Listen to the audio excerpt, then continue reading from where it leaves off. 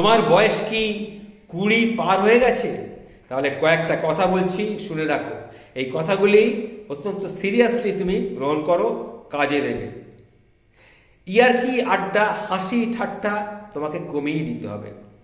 যাচাই বাছাই করে তোমাকে বন্ধুত্ব করতে হবে। সবসময় অপচয় হয় এমন লোকের সঙ্গে থেকে তোমাকে দূরে থাকতে হবে।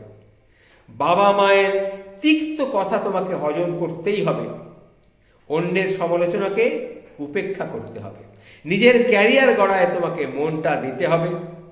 নির্দিষ্ট একটা লক্ষ্যে পূরণের দিকে তোমাকে যা যা করার তা করতে হবে এবং সেইভাবে এগিয়ে যেতে হবে। সব কিছু সংগ্রহ করতে হবে, সেই অনুযায়ী তোমাকে নিজেকে গড়ে তুলতে হবে।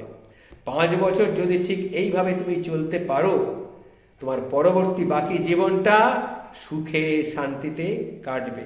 এটা আমি তোমাকে কথা দিলাম।